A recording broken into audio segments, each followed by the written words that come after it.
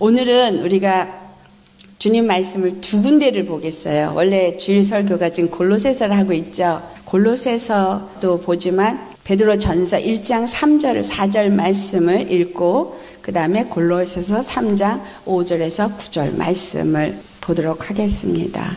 두 가지 성경 말씀, 먼저 베드로전서 1장 3절에서 4절 말씀을 찾아서 봉독하도록 하겠습니다.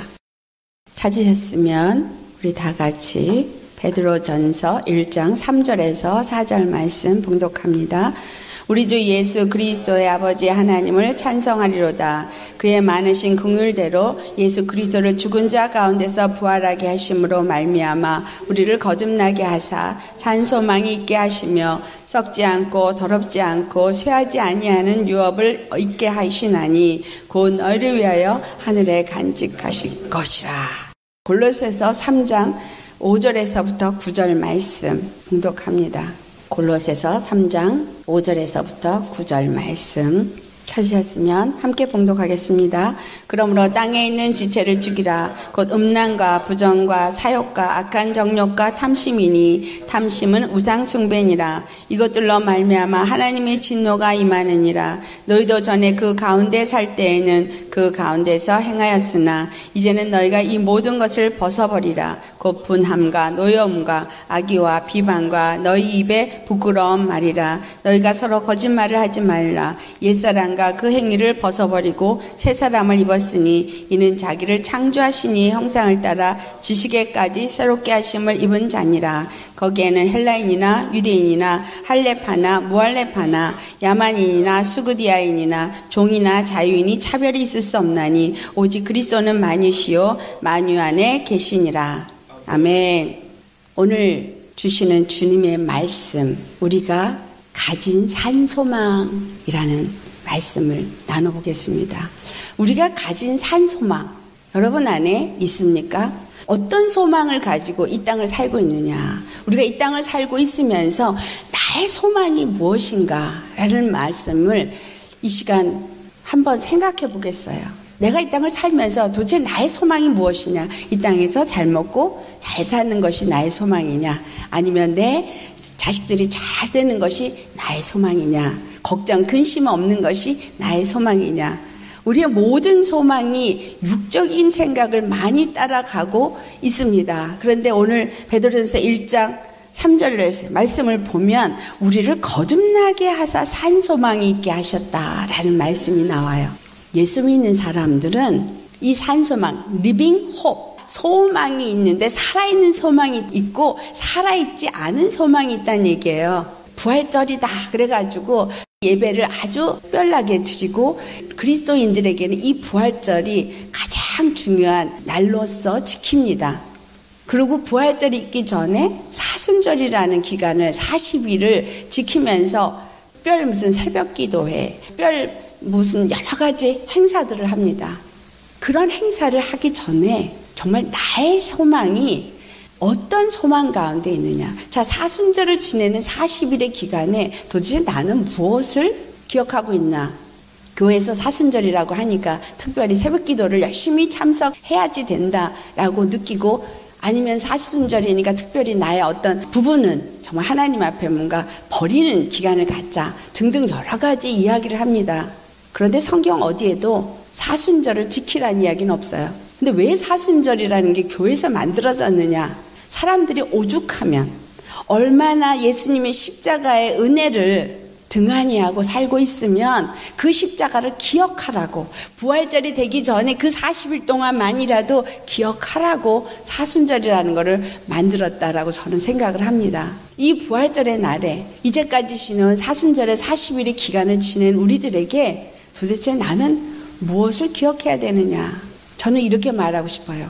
당신이 예수님이 죽으신 그 십자가의 연합의 그 길에 가기 위해서 얼마만큼 죽었습니까? 예수님이 부활하신 그것을 내가 산소망으로 가졌다면 얼마나 여러분은 그 부활하신 예수님의 생명이 여러분 안에 역사하고 있습니까? 난 이 두 가지를 질문하고 싶어요. 정말 내가 육에 대해서 죽은 자요, 정말 예수 그리스도의 부활하신 그 생명으로 말미암아 산 자로서 나의 소망이 죽은 소망, 육적인 소망이 있지 아니하고 살아있는 그 부활 생명으로 우리에게 준 산 소망을 가지고 사는 자인가? 우리 스스로가 우리 스스로에게 질문을 해보시기를 바랍니다. 주님이 죽은 자 가운데서 부활하심으로 말미암아 우리에게 거듭나게 하시고 우리에게 산 소망을 주셨다. 예수 그리스도께서 죽은 자 가운데서 부활하신 사건을 기독교인 신학교에서조차도 부활을 부인하고 있는 시대가 지금 시대입니다. 그걸 공부하고 나와서 목사를 하고 있는 이런 시대에 우리가 살고 있어요. 근데 예수님이 죽으시고 부활하신 것을 시인하지 아니하고 예수를 믿는다고 말할 수 없는 이유가 무엇이냐? 그것은 예수님의 부활이 없다면 예수 믿는 우리가 가장 불쌍한 자이기 때문입니다. 사도 바울도 그렇게 말했어요. 근데 예수님이 부활하심을 우리는 보지 못했지만 그분이 부활하신 걸 우리가 어떻게 할 수 있느냐 하면 성령을 받고 예수 그리스도를 주라 시인하는 모든 자들은 그 부활하신 것을 증거할 수 있는 거예요. 왜냐하면 성령이 우리에게 임하신 것은 죽으시고 부활하셔서 하늘 보좌에 앉으신 이후에 우리에게 보내주신 분이 성령님이기 때문입니다. 내가 아버지께 가는 것이 너에게 유익하다 말씀하셨어요. 그러니까 예수님이 그 아버지께 돌아가는 그것이 우리에게 유익한 것은 바로 내가 아버지께로부터 내 이름으로 성령을 너에게 보내실 것이고 성령이 너에게 오면 내가 말한 모든 것을 생각나게 할 것이고 우리로 하여금 예수님을 주라 시인할 수 있게 하기 때문에 유익하다는 거예요. 내가 예수님을 믿고 주라 시인하고 그 예수님의 부활의 영을 내 안에 가졌다면 그 말은 다른 말로 바꿔 말해서 부활 생명이 내 안에 들어온 것이고 부활하신 예수님이 나에게 그 성령을 보내주셨다는 것을 아는 자다라는 거예요. 이 부활이 우리에게 주신 그것은 세 가지를 우리에게 가르쳐주고 있어요. 무엇을 세 가지를 가르쳐주냐? 첫째, 바로 예수님이 그리스도로 십자가에 죽으시고 부활하신 것을 기억하도록 주신 것이 부활이에요. 그래서 이 부활절에는 예수님은 죽음에서 부활하셨다라는 것을 반드시 기억해야 되는 거예요. 두 번째로 이 부활절은 우리로 하여금 예수님의 부활하신 것과 같이 우리도 부활할 거라는 것을 우리에게 가르쳐주는 거예요. 예수님이 부활하신 것을 가르쳐주는 것뿐만이 아니라 우리도 예수님 안에서 부활할 것을 가르쳐주는 것이다. 그리고 세 번째로 바로 이 부활은 우리에게 무엇을 가르쳐주냐면 영생을 가르쳐주고 있다. 그러면서 부활절을 지키고 기억하게 하시는 이유는 우리에게 영원한 영생을 준비하라라는 걸 가리키는 거예요. 오늘 여러분 부활절에 부활절을 지키는 예배를 드립니다.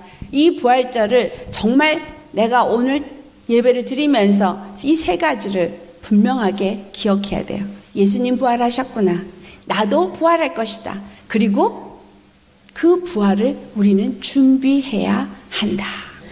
첫 번째 우리 예수님의 부활하신 것을 우리가 기억을 해야 되는데 왜 부활을 기억해야 되냐면 요한복음 11장 25절에서 26절 말씀에 예수님이 하신 유명한 말씀이 있습니다.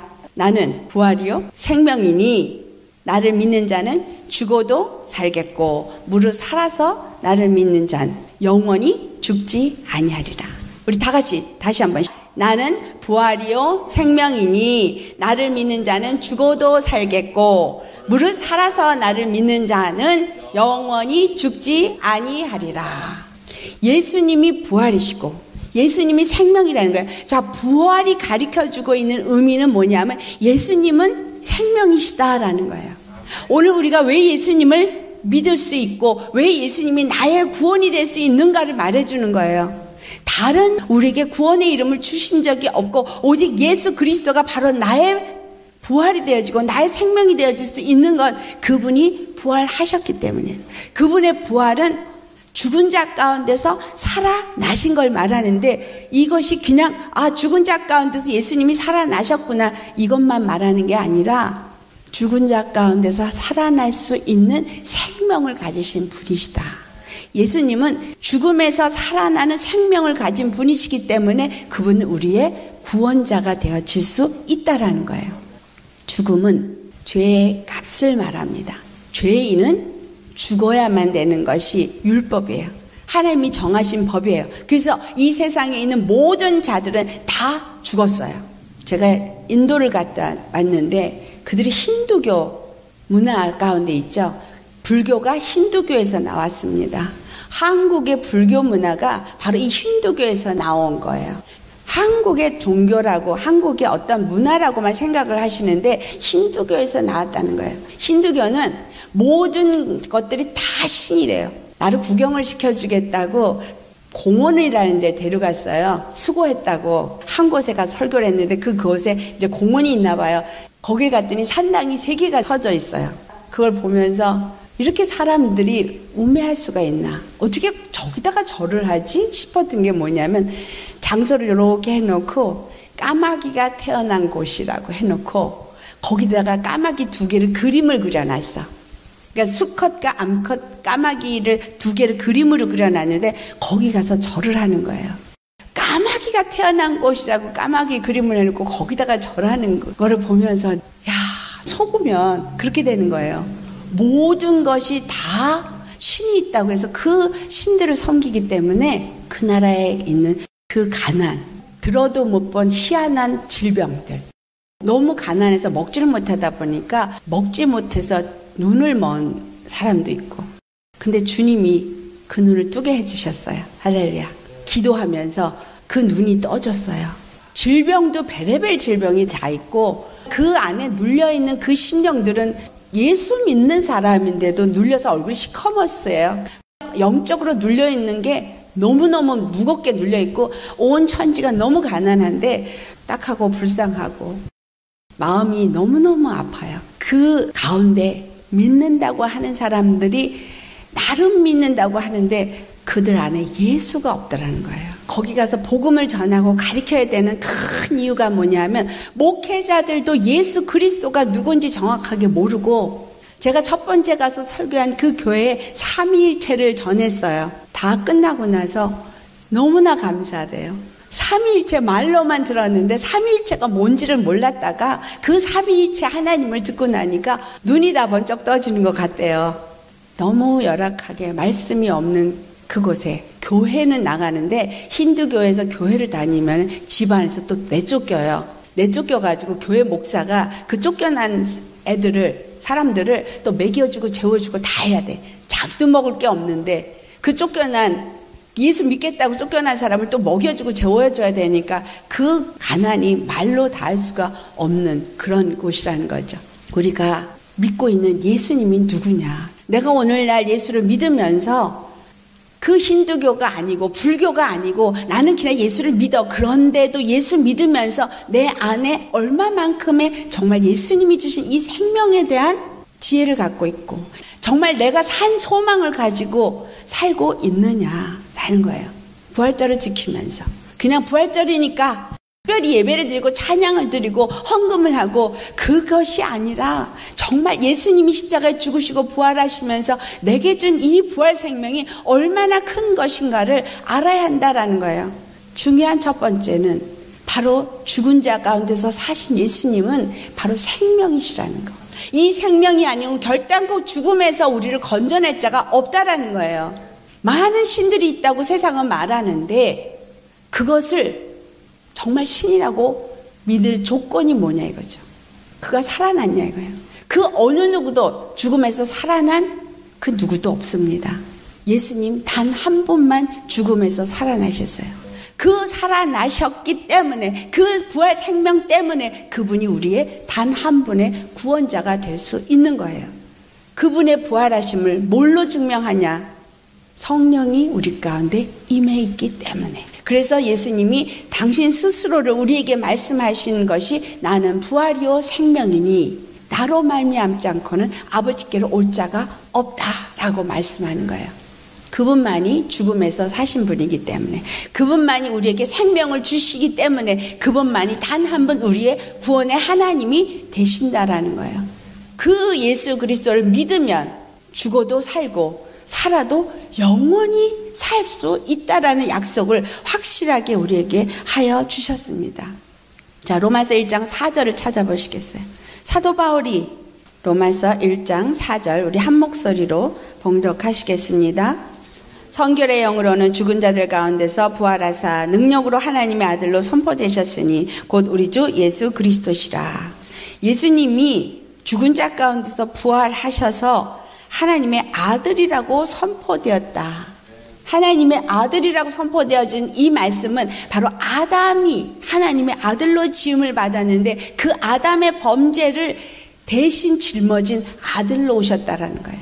그래서 아담의 모든 범죄를 예수 그리스도가 하나님의 아들로 오셨기 때문에 그 죄를 위해서 대신 죽어주시고 우리는 예수 그리스도의 죽으심으로 말미암아 나의 모든 죄가 다 사함을 받았다는 거예요.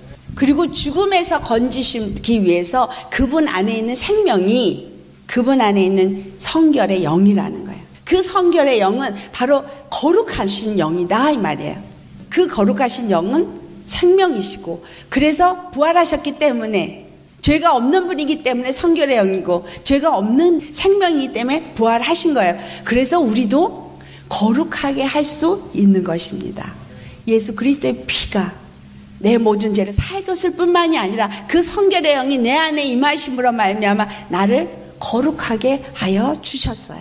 고린도전서 15장 12절에서 13절 말씀 사도 바울의 말입니다. 그리스도께서 죽은 자 가운데서 다시 살아나셨다 전파되었거늘 너희 중에서 어떤 사람들은 어찌하여 죽은 자 가운데서 부활이 없다 하느냐. 만일 죽은 자의 부활이 없으면 그리스도도 다시 살아나지 못하셨으니라.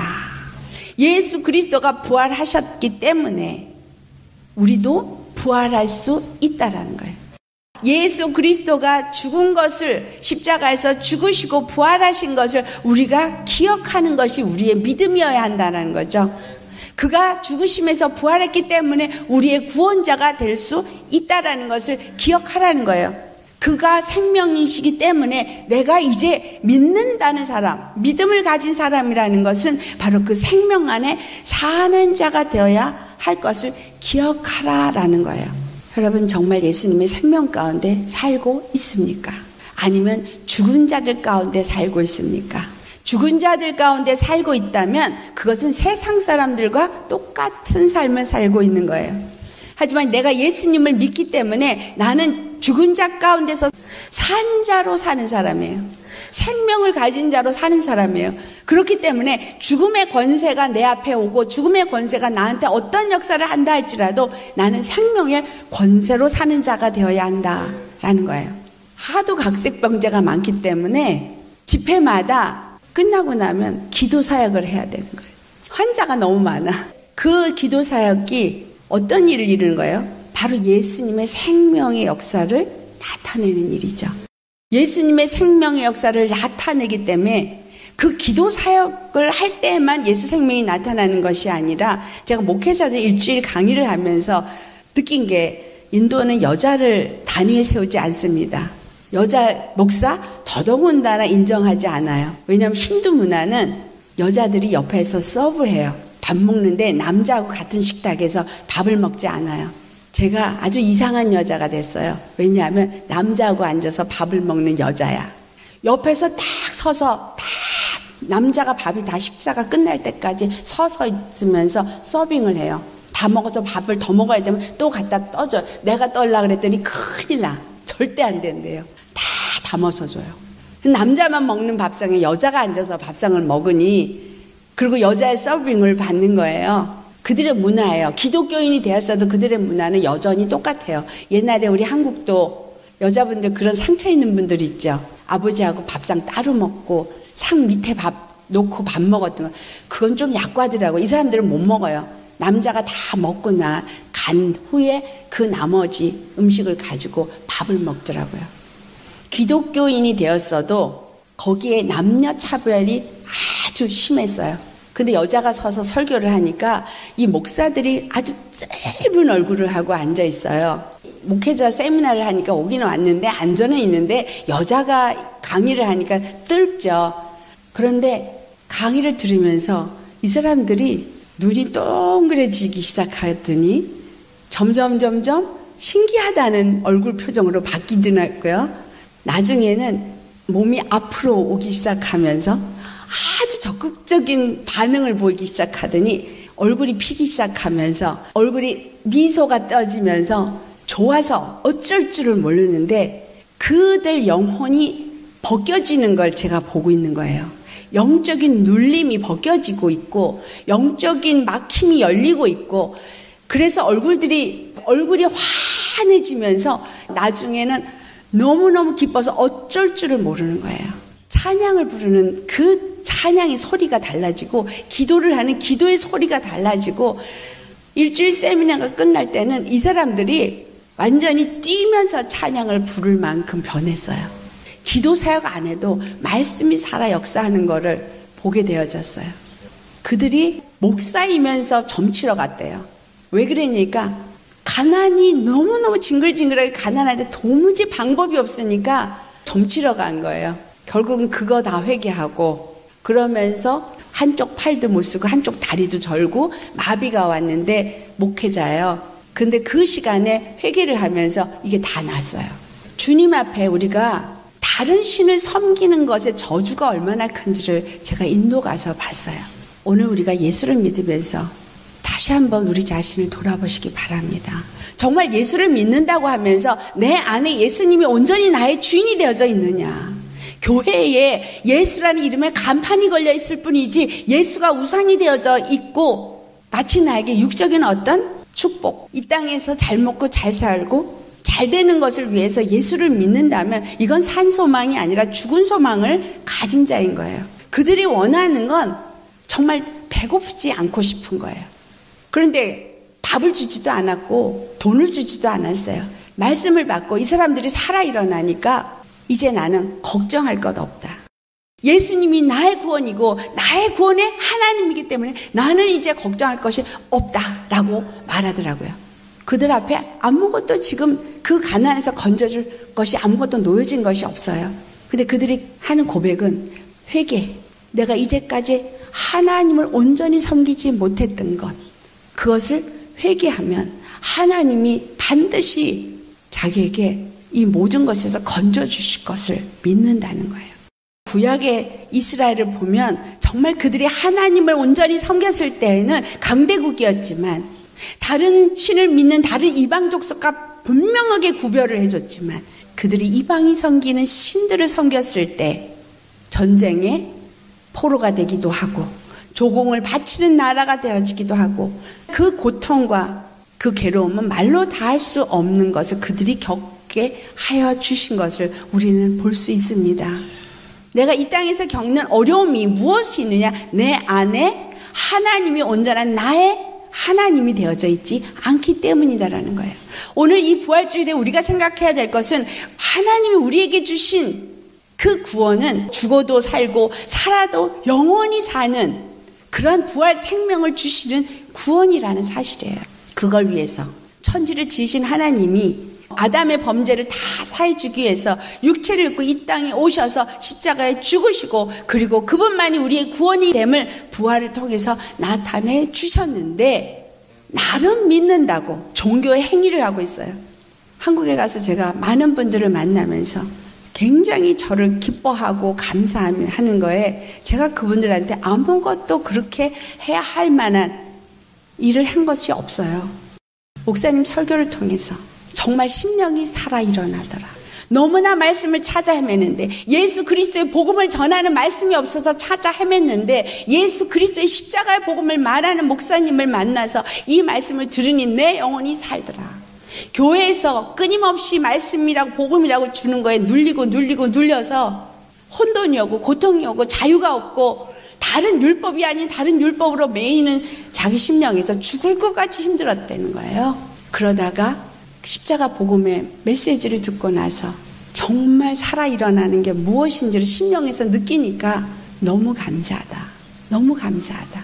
예수님이 부족한 종의 입술을 통해서 십자가 복음을 전할 때 이 복음을 듣는 영혼이 다수가 아니더라는 거예요. 너무나 작은 인원이 이 말씀을 듣고 너무나 작은 인원이 이 말씀을 기뻐하더라는 거예요. 나는 얼마만큼 예수 십자가의 구원의 복음을 기뻐하고 있으며 이 부활 생명을 나의 산 소망으로 갖고 오늘도 살고 있느냐. 예수님의 부활을 정말 매일 우리는 기억하는 부활 생명을 가진 자인가 생각해 보아야 합니다. 두 번째, 그 예수님이 부활하셨기 때문에 나도 부활한다라는 거예요. 그 말은 첫 번째, 나는 이 땅이 나그네 삶이라는 것을 기억해야 한다는 거예요. 부활의 소망을 가지고 사는 사람은 예수님이 부활한 것처럼 나도 부활하고 그 영원한 생명에 들어갈 거기 때문에 이 육체로 사는 이 삶은 잠깐 지나가는 삶이다 라는 거예요. 우리에게 초점은 바로 산 소망이 되는 영원한 생명을 얻는 영생이다라는 거죠. 하나님은 우리에게 주고자 하는 것은 영생이지 이 땅에 잠시 사는 삶이 아니라는 거예요. 그래서 히브리서 9장 27절의 말씀이 한 번 죽는 것은 사람에게 정한이 있으나 죽은 후에 심판이 있다라는 이야기를 하는 것입니다.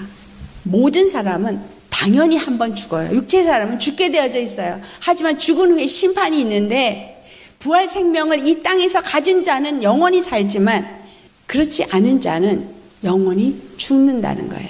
우리도 부활한다는 것을 기억한다면 여기에서 우리가 알아야 될 것이 있어요. 부활의 두 종류가 있다라는 거예요. 요한복음 5장 29절을 찾아보시겠습니다. 요한복음 5장 29절 함께 봉독하겠습니다. 선한 일을 행한 자는 생명의 부활로, 악한 일을 행한 자는 심판의 부활로 나오리라. 아멘.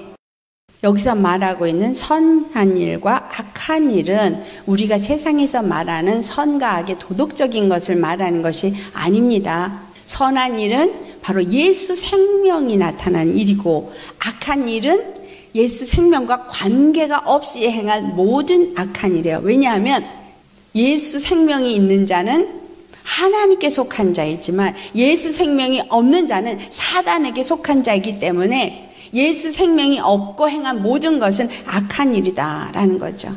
요한일서 5장 12절 말씀에 아들이 있는 자에게는 생명이 있고 하나님의 아들이 없는 자에게는 생명이 없느니라 라고 말했어요. 하나님의 아들이 있는 자는 생명이 있기 때문에 그 생명으로 산 자가 되어지고 생명의 부활에 이르게 되어지지만, 아들이 없는 자는, 예수 그리스도가 없는 자는 생명이 없기 때문에 그들은 심판의 부활로 나오게 된다라는 거죠. 이 땅에 우리에게 이 잠시 지나가는 이 인생의 길을 허락하신 것은 하나님이 우리에게 아들이 있는, 예수 그리스도의 생명이 있는 자가 되도록 기한을 주신 거예요. 교회라는 게 세워지고 목사라는 사람을 교회에 세워놓은 것은 바로 이와 같은 생명의 부활로 나아가도록 생명을 그들에게 줄 수 있고 예수 그리스도를 가르쳐주고 예수 그리스도로 말미암아 그 부활을 가진 하나님의 아들이 되도록, 아들을 가진 자가 되어지도록 가르치자고 교회를 세우고 목사를 세웠는데, 교회 성도들을 만나보니 인도나 한국이나 그들 안에 아들이 없더라는 거예요.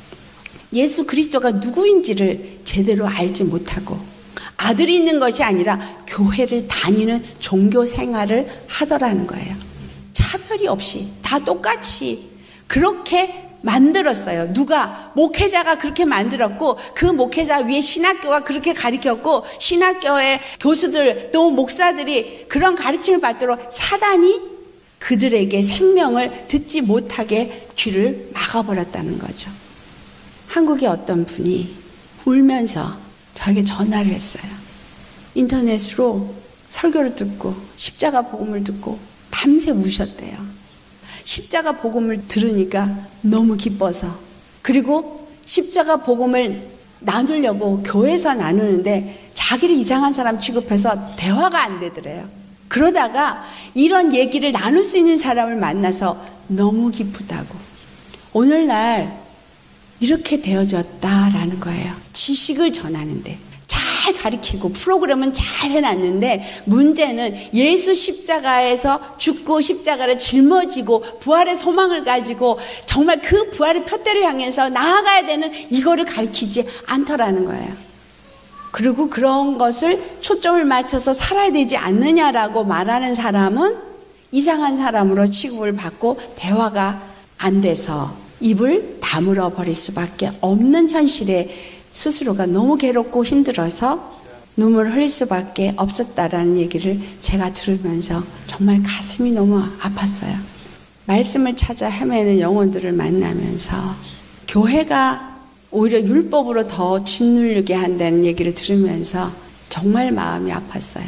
우리에게 주신 이 부활 생명, 이거를 가르쳐줘야 그 부활 생명으로 살아 일어나는 걸 경험해야 정말 기뻐 뛸 텐데, 제가 기뻐 뛰며 즐거워서 행복해서 어찌할 바를 모르는 사람들을 만나다 왔어요. 말씀에 기뻐 뛰시고 계십니까? 그분들이 얼마나 사모했으면 제주도에, 서울에, 광주에, 대구까지 쫓아다니시면서 목사님, 제가 2달 동안 너무 행복했어요. 근데 제가 가슴이 너무 아팠어요. 영혼들이 이렇게 헤매고 있는데 목사님들이 어떻게 했길래 이런 영혼이 나오느냐. 우리 정말 회개해야 되는 게요, 정말 주님이 바로 이 부활 생명을 우리에게 가르쳐주고 이 부활 생명이 우리에게 어떤 것인가를 느껴서 영혼들이 이 부활 생명으로 기뻐 뛰길 해야 되는데, 그렇게 하는 데를 못 찾아서 헤매고 있는 영혼들이 넘쳐나더라. 목사들 낯세우기 바쁘고 자기 권위 세우기 바쁘고 정말 큰 교회 세우기 바쁘고 열심히는 하시는데 영혼들은 헤매고 있더라는 이 슬픈 소식. 과연 나는 어떤가? 내 안에 아들이 있나? 예수님의 그 부활 생명이 내 안에 있나? 그래서 나는 정말 그 하늘의 영생의 소망이 있고 그 생명으로 오늘도 살고 있는 자인가? 우리 생각해 봐야 돼요. 이 부활 생명 있으십니까? 그럼 생명은 살리는 거니까 내 영혼은 살아서 기뻐 뛰어야 돼요. 눌려 있지 않아야 돼요. 어두움이 있을 수가 없어요. 세상이 이해하지 못하더라도, 세상이 나를 기뻐하지 않아 하더라도, 아무도 나를 받아들이지 않아도 나는 이 생명 때문에 기뻐 뛸 수 있어야 해요. 왜냐하면 세상은 이해할 수 없으니까. 세상은 알 수 없기 때문에. 세상은 사망이 지배하고 있고 나는 예수 생명이 나를 지배하기 때문에 결코 빛과 어둠은 함께 할 수 없고 생명과 사망은 함께 갈 수가 없어요. 그러니 이해하지 못해도 나는 그 생명 때문에 기뻐할 수 있어야 돼요. 세 번째, 우리는 바로 이 영생을 얻기 위해서 준비해야 합니다. 우리에게 주신 이 소망은 썩지 않고 더럽지 않고 새하지 아니하는 유업이라 그랬어요.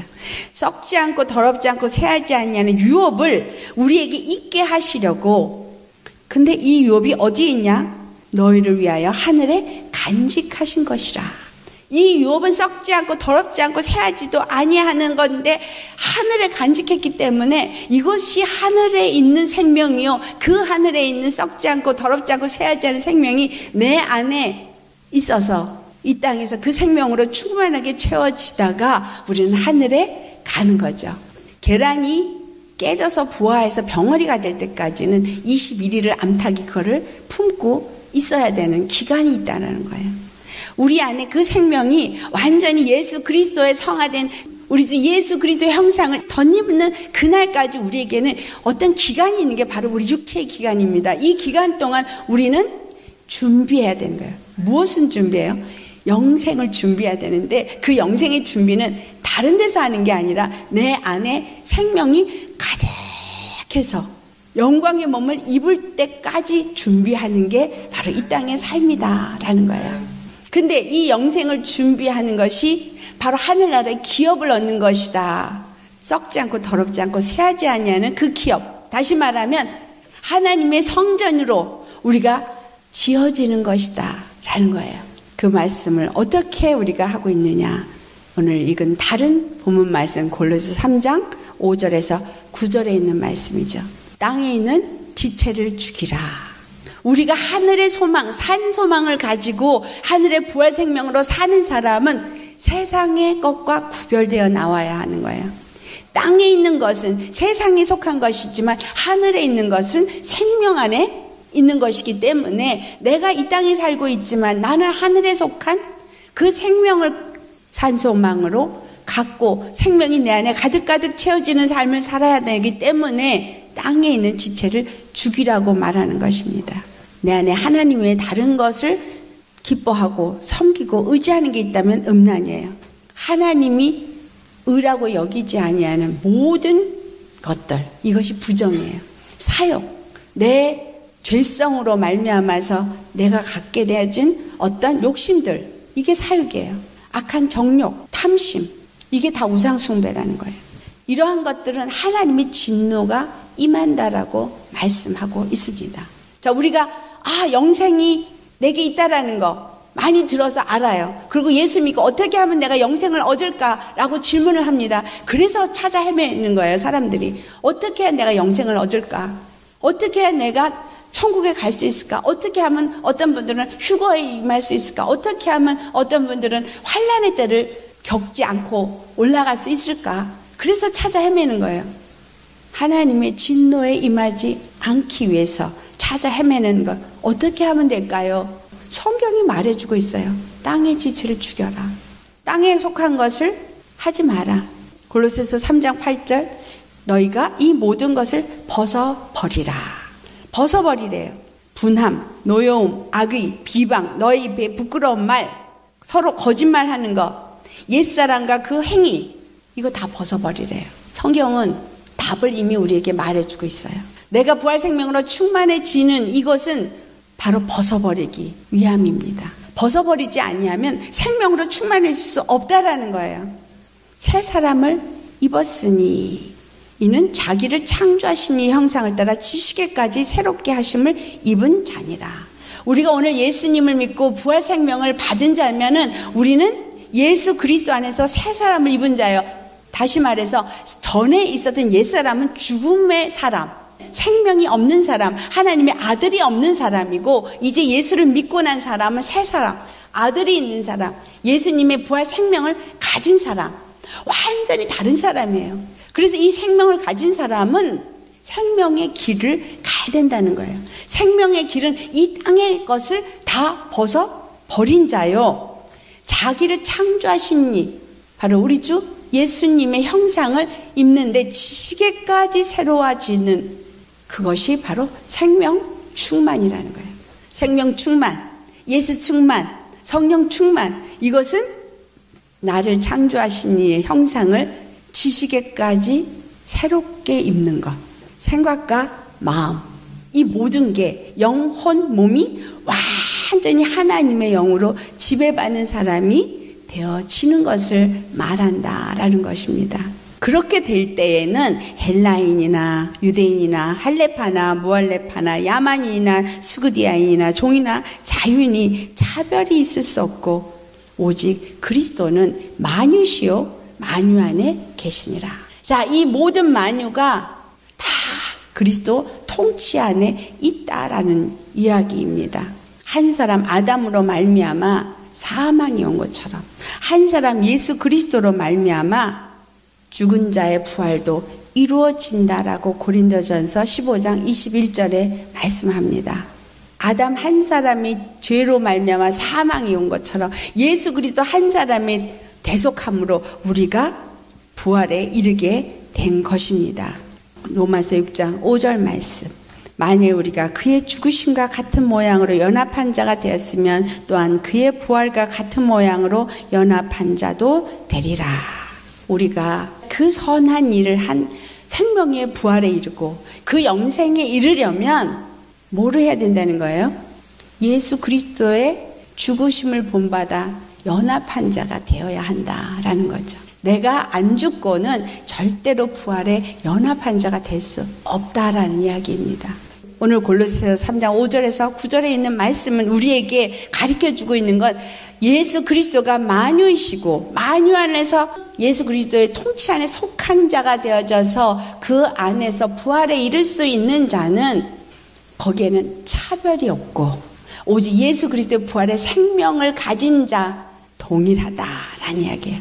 그 부활 생명을 가졌기 때문에 부활할 수 있고 그 동일한 부활 생명을 가진 자는 땅의 지체를 버리고 옛사람을 벗어버린 육에 대해서 죽은 예수 그리스도의 죽으심과 연합한 자가 되어야지만 부활 생명으로 산 자가 되어지고 바로 영생에 이르는 준비를 하는 자다라는 이야기를 하고 계신 겁니다. 우리의 부활은 바로 예수 그리스도 안에서 이루어진다는 사실을 아셔야 합니다. 예수 밖이 아니라 예수님 안에서 그래서 그의 죽으심을 본받아 연합한 자가 되어야 돼요. 옛사람에 대해서는 죽은 사람이 되어야 돼요. 그리고 새 사람을 입어야 하는 거예요. 새 사람일 때 어디까지 입어야 되는 거예요? 창조하신 자의 형상을 입는데 지식에까지 새로워지는 자가 되어야 하는 겁니다. 그래서 매일같이 우리는 말씀을 먹어야 돼요. 우리는 예수님이 부활하신 것을 기억하면서 주일을 모이는 것입니다. 그런데 사실상 주일로 정한 것은 우리가 어떤 공동체로서 함께 예배하면서 함께 모여서 한 몸이 되어진 것을 모임 가운데서 서로 나누고 기억하게 하기 위함이지, 사실상 우리가 드려야 되는 예배는 이미 성령이 우리 안에 임하셨기 때문에 여러분 매일의 삶이 예배가 되어야 되는 거죠. 주님과 매일의 삶이 동행하는 삶이 되어야 됩니다. 매일의 삶이 예수님과 동행하는 삶은 예수님의 생명과 함께하는 삶이고 예수님의 영과 함께하는 삶인 거예요. 그렇기 때문에 그 어디나 하늘나라예요. 찬송가 중에 어디에 있든지 어디에 살든지 그 어디나 하늘나라라는 찬송 여러분 부르시죠? 여러분 어디에 있든지 하늘나라가 되고 계십니까? 이 부활 생명을 가진 자라면 어디에 있든지 하늘나라야 돼요. 누가 알아주고 안 알아주고 상관없이 나는 하늘나라 천국에 사는 사람이어야 합니다. 내 심령 속에서는 날마다 예수 그리스도의 생명을 경험하고 예배하는 자가 되어야 되고요. 그 부활 생명의 기쁨이 내 안에서 충만해서 도대체 당신은 뭐가 그렇게 기뻐서 싱글벙글 하냐라고 옆에 있는 사람이 질문을 할 정도가 되셔야 하는 거예요. 예수님이 함께 하시니 고난이 와도 시험이 와도 겁없네. 찬송은 부르시면서 실제로 그렇지 않다면 회개해야 됩니다. 말씀 준비할 시간이 없어서 제가 걱정하면서 갔어요. 가면서 비행기 안에서 잠자지 말고 말씀 준비해야 될래나 그랬어요. 근데 피곤해서 그것도 안 돼. 그래서 잤어요. 그런데 정말 가는 곳마다 주님 말씀 다 증거하게 하시고 오늘 돌아와서 정말 하나님 앞에 정말 예수가 함께 하시니 정말 겁 없이 두려움 없이 잘 다녀오게 하시고 정말 가는 곳마다 예수님이 그들에게 은혜를 주셔서 저는 그냥 통로만 되었고 주님이 다 하시더라고요. 주님이 다 하시는 이게 무엇 때문이에요? 내 안에 계신 성령님이 생명으로 역사하셨으니까 내가 한 게 하나도 없는 겁니다. 주님이 다 하셨으니 모든 영광 우리 주 예수님께. 할렐루야. 우리는 지식에까지 새로워져야 된다는 얘기는 여러분 생각 속에 있는 모든 것을 내려놓으세요. 우리 주 예수님이 나의 주인만 되게끔 하시면 됩니다. 주님이 주인이 되시면 성령 역사하시고 생명이 나타나게 돼 있고요. 하나님의 부활 생명이 살리서요. 역사하세요. 참 놀라운 많은 일들을 제가 경험하고 돌아왔어요. 제가 원래 잘 기도 사역 안 해요. 그냥 말씀 사역만 주로 하지. 어쩔 수 없는 기도 사역을 해야 될 상황에만 합니다. 근데 정말 주님은 살아서 역사하시는 하나님이심을 네가 볼 것이다 얘기한 대로 정말 봤고요. 주님 앞에 영광 돌립니다. 우리는 정말 아무것도 할 수 있는 게 없는 자예요. 다만 주님이 오늘도 말씀하십니다. 내가 바로 부활이요 생명이다. 예수님이 부활이고 생명이기 때문에 나는 어떤 상황에 있어도 나는 산다예요. 두려워할 것이 아무것도 없다입니다.